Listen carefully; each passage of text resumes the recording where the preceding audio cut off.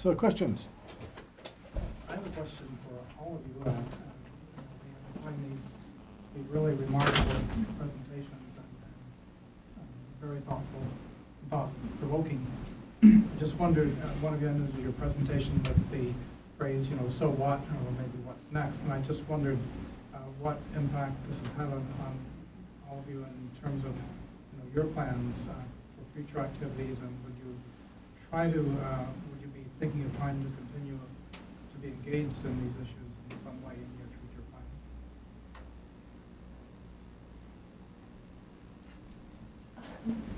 Well, I think for me, it was kind of interesting to see activists on the ground. As you saw, like sort of there's a, for my presentation at least, or for my work, it was a very sort of politically charged issue. And as Dr. Cole mentioned, it was in the news. I was actually at Sambamna when the Supreme Court issued a final ruling on the case. And it was very, it was interesting for me because I've always kind of wondered whether I would be, I'm a major in political science, economics, and sociology, and I've always kind of wondered whether I would rather approach the topics that I'm interested in, like poverty and corporate responsibility, etc., from an academic perspective or from an activist perspective. And I think my experience in India kind of taught me the value of both. But also kind of pushed me in one direction because, once you are visiting these hospitals, talking to these government administrators, talking to these activists, talking to journalists, talking to victims, you realize like how multifaceted each of these issues are. And in a way, even the people who play what we often see as a negative role play a role still, you know what I'm saying? And I think it kind of pushed me towards this sort of more academic perspective and kind of, in a way, informed, what I want to do with my life. So that was really interesting. Of course, experiencing the culture, getting to backpack after leaving Bhopal was, absolutely amazing. And in that sense, I think I've learned something new about, humanity and the way it interacts with difference and how, income differentials play out in real life. Outside of suburbia. Except I don't know if that answers your question, probably a lot more than you wanted. But. For me, I'm writing a senior thesis on microfinance, as I mentioned earlier in the presentation, that I'm going to use the case studies from India into my senior thesis. So if you want to read it. By the end of the year. Yeah.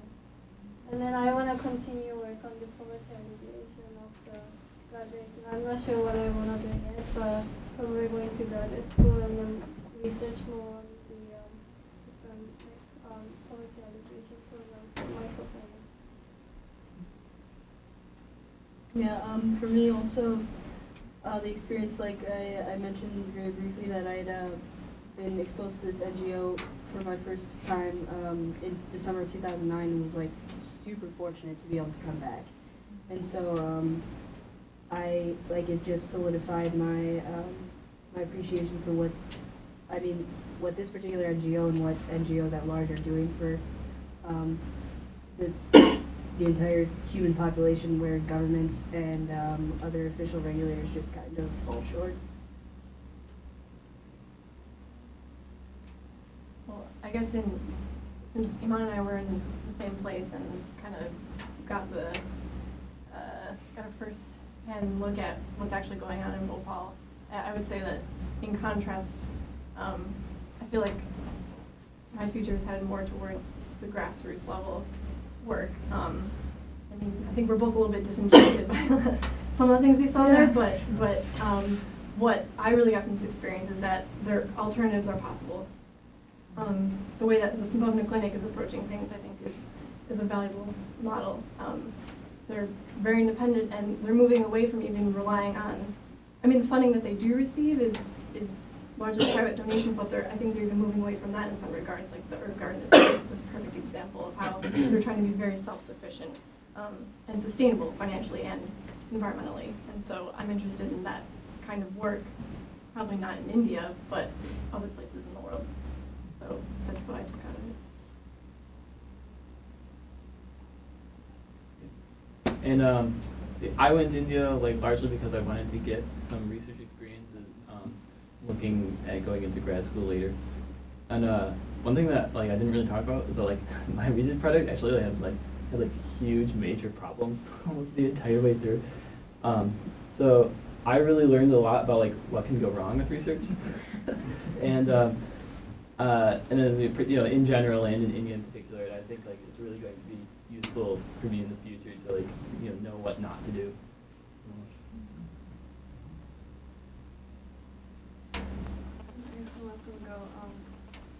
For me, I'm also writing an honors thesis about the human wildlife conflict in general, and on the research that I did, and this is something that people all over the world study.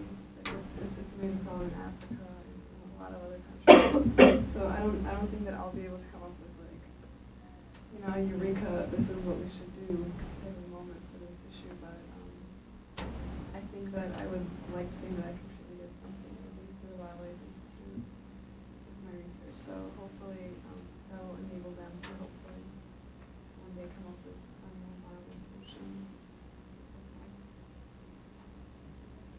David. I have a follow-up about the human-wildlife interaction. I don't think you mentioned what your own personal feelings were about the monkeys after you had spent that much time with them.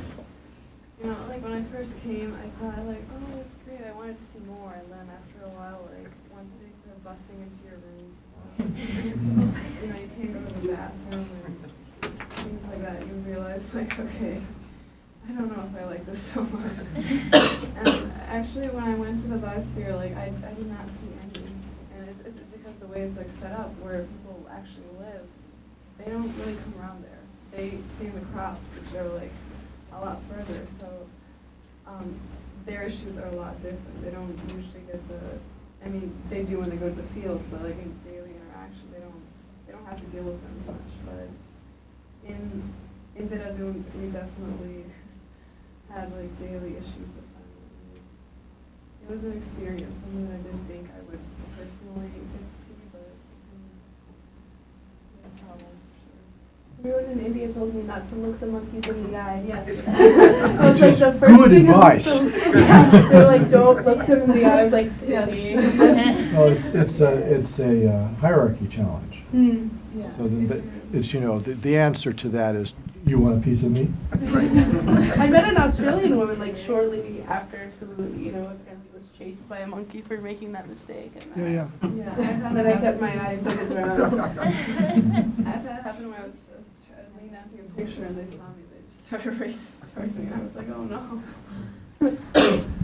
I was actually surprised to see such a low response. And yes, the primates can potentially carry disease, and if you're bitten, you could be, affected. Do you know if there's any kind of intervention or follow-up or? No, this is really something that the government, I feel like hasn't done anything about. They give them monetary compensation.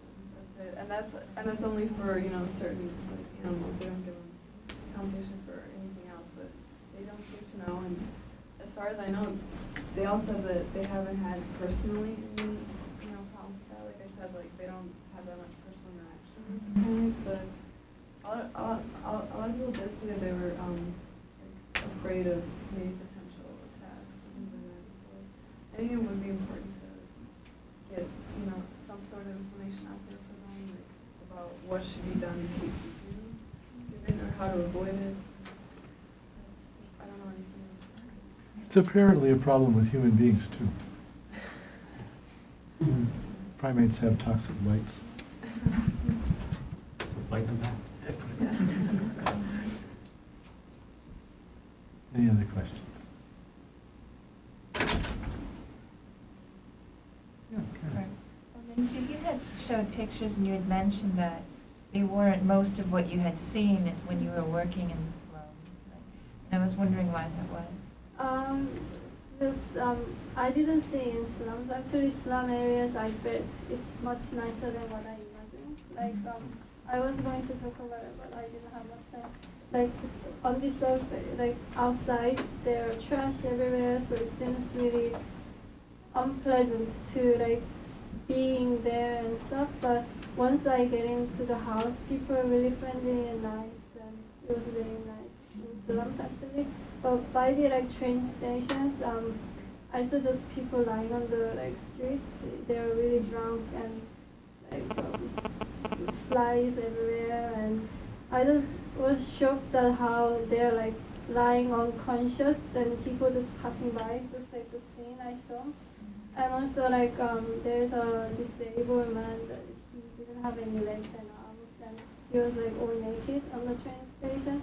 And then one guy was just walking by and then put like threw the clothes on his like body, and this is like the things I saw around was something more than what I read and more than what I saw on the TV. And so I think I learned through that.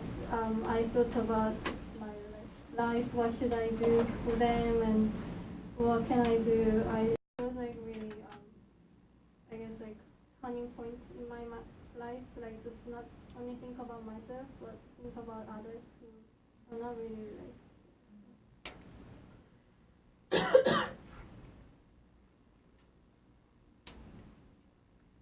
If I put a conclusion on this, do you think it's the fault of the government as far as corruption is concerned? I see in the different cases, they say the monkeys, no government involvement with that.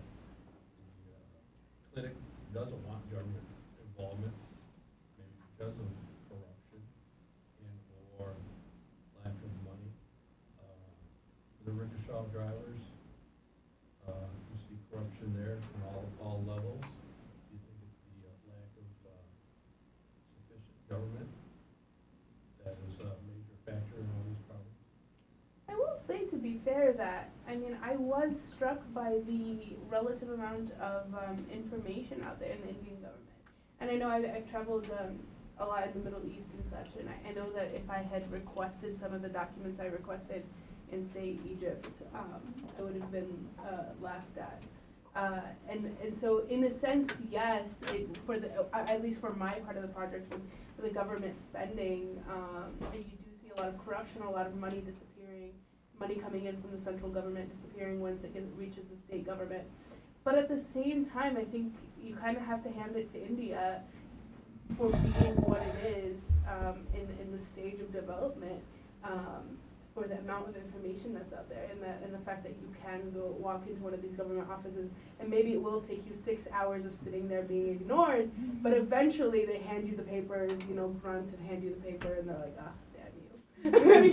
You're like, but you get it in the end, and I think that is somewhat unique. So I think there is sort of, to be fair, there is that side of it too, that you can apply for these papers and you can get them, and the central government does hold the state government accountable eventually, and you can take things to court and.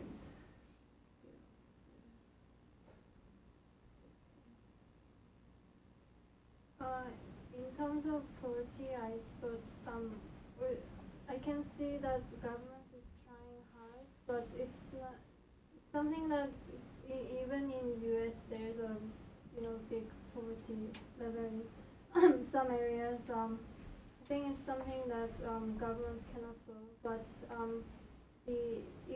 through economic development, I think it will be better in next 10 years. I'm from South Korea, and South Korea has been really fast developing country. So like when I think about it, like 15 years ago in Korea, it's more like India now. So like I see the big potential in India that everything will be better in next 10 years, and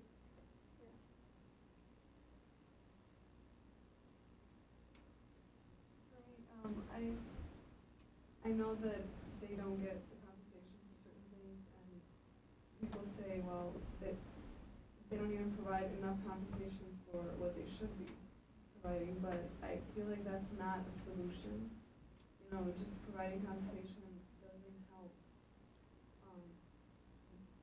minimize the issue. So I also don't think it's really with the government. I think it's just that there needs to be something done on a larger scale issue. next time it happens, you're going to give money again. There's really no solution for it. They're doing that to help these people out, but it's doesn't do anything in the long run.